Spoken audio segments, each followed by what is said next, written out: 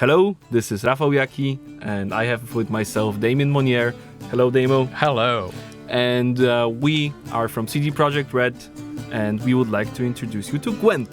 A moment, Witcher. You strike me as a man of the world. Are you familiar with Gwent? No, and I don't have time to learn. But the rules are quite simple. Come, let's play. Why not? Splendid! Here's how it's done. This is a card game that you will have a chance to play if you decide to do so when exploring the world, encountering NPCs, and even you can have a big, tournament in Novigrad if you choose to, pursue those line of questing, because you can find new cards, you can find new things in the game, and we just wanted to highlight how the game is played. Maybe, Damo, you can take it from here. Something that we haven't really talked about so far, so we thought we needed to do a short video explaining to you what Gwent is all about. It is quite simple. It's a game of two armies clashing, and you as a player, you will play the general of one of those armies. The rules are fairly simple. You will take turn and place a card on the board, which we call the battlefield. And the idea is that each card that you will place is called a unit card, and it has a little value in the corner.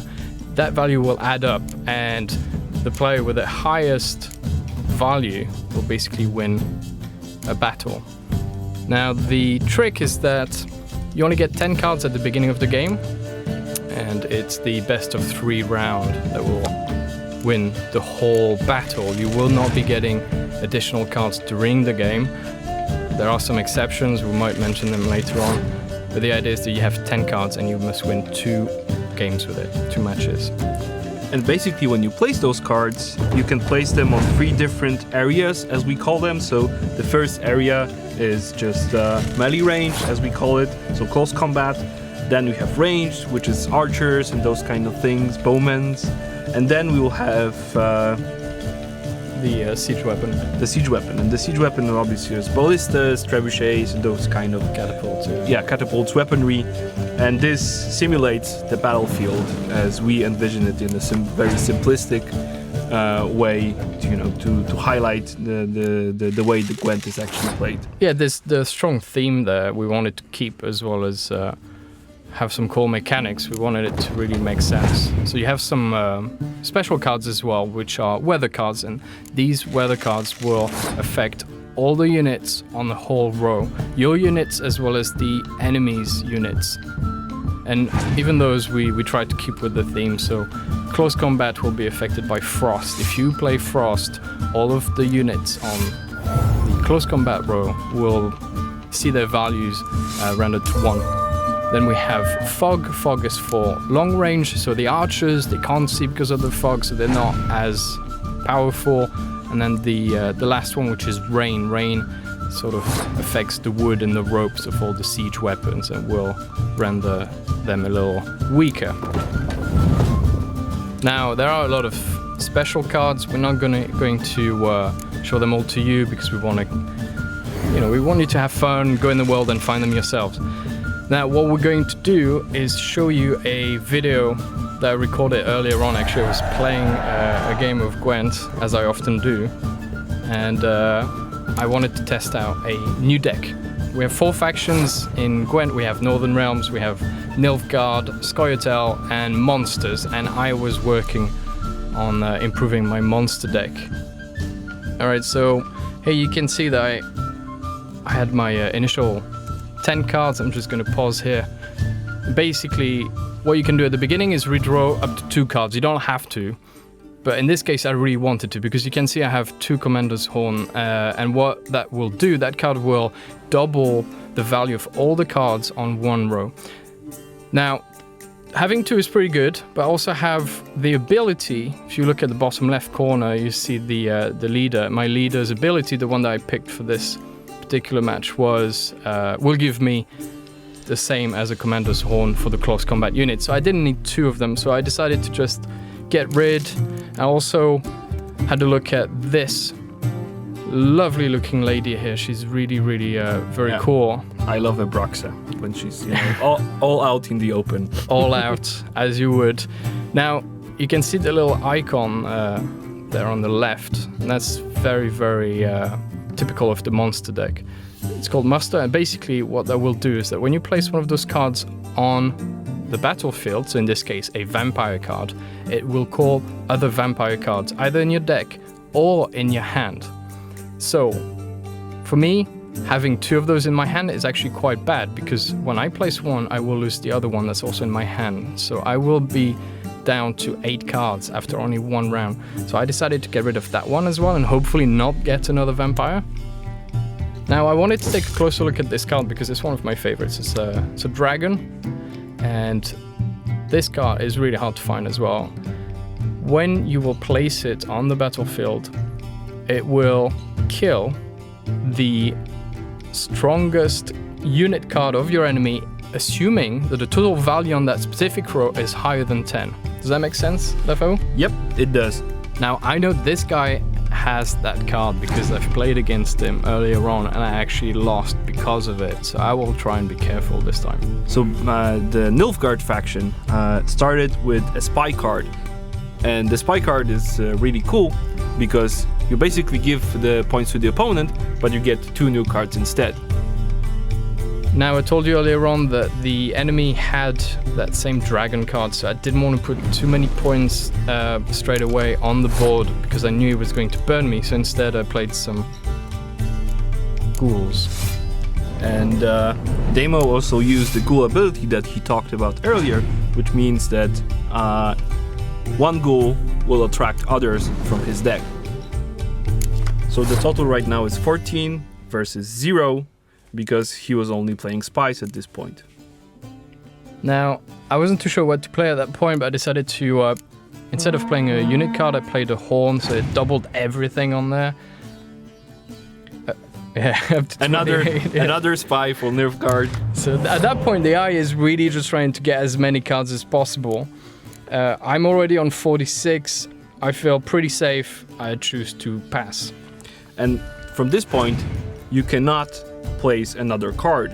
Only Nilfgaard will play until they decide to pass. So we see here that he indeed played the dragon. He just played, I'm going to pause here really quickly so we can see what's going on. He played the dragon, burnt one of my top cards, then he scorched, burning another card because the AI is aware that my ability as a monster is to keep a card at the end of the round on the board. So we end here with 17, 14, and I actually ended up losing the round. As you can see, I kept 1 card. It's totally random. It turned out to be the weakest card, unfortunately. Okay, and right now Nilfgaard starts and they play Yennefer, which is a hero card. She brings back one of the cards from the discard pile, and that's the dragon. So right now they're at 14. I decide to go with the vampires this time. Fetch the other 3, so that's really, really powerful. Yeah, it's 17 to 14 at this point. The Nilfgaard faction plays another hero card, and the hero cards are not affected by anything within the game. They stay on the board as is. So as you can see, when I play the dragon, the hero will not die. Heroes are not affected by any special cards. They will still go to the discard pile at the end, but they will not be affected by anything. Nilfgaard brought up something from the graveyard.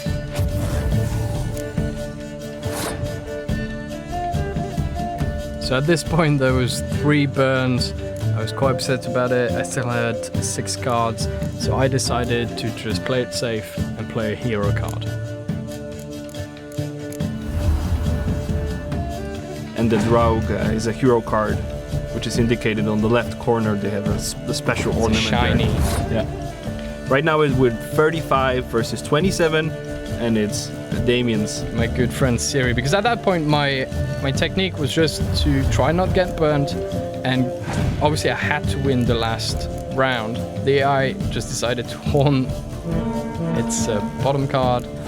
I just went all out and trying to save 2 cards for the last round. Now this one is an important card actually. I'm going to pause here. Do you want to talk about it? The decoy card lets you fetch to your hand a card that was already played. So if you can see that there is a point at the game when you can benefit from taking some card that you've already played and play it again. You should do that with the decoy card. It's really good when bluffing as well. If you play your strongest card at the beginning and the opponent will try and match you, thus wasting one of his cards, you can just decoy yours back into your hand and they've spent, say, 10 points. And as you can see, Nilfgaard has 5 cards left and Damien has only 3 left. He just decoyed his dragon back, and that's usually a bad sign because that means he wants to play it again, obviously, and have its ability. But Damien has passed, and the AI has lost this round. We're still 5 versus 3 cards, and it's important from this point on to play very strategically. So I go with Arakas, which will fetch, you can see at the bottom it fetches the Daddy Arakas as well, which is great. Yeah, so we're already at 22. Fortunately, I made a mistake. I totally forgot that he had grabbed his dragon back, so that burnt the front row guys. And I go for the witches. They fetch other witches. He plays a 6 card, which is 24 versus 13 at this point, and 1 card in Damo's hand. So at that point I'm wasting the weather card, Clear Weather, which will get rid of all the weather cards on the board. The reason I do that, and the AI will also do that sometimes, is just to see what else it can do. Now, I didn't have much of a choice, I just had my general's ability, but I wanted to see anyway what he had in hand because he had 3 cards left. So he plays very conservatively, another card that is mid-value. At that point, I will pop my leader's ability, which will double everything, and hope for the best. Let's see if that is enough, Damo. Okay, he plays another 5, and because they have a special ability, they doubled their strength. Now he plays the last card, which is a 5, and that's not going to be enough, guys. So we've won. So Damo, how do you feel as a winner? I feel pretty confident. This deck is clearly very powerful. I'm very happy with it. I got a bit lucky. The AI didn't have any frost cards to screw my close combat units, but that's part of the game. You have to adapt to whoever you're playing against. So hopefully you guys will have as much fun playing Gwent as we had making it. Thanks again for watching. Take care. Bye-bye. Bye-bye.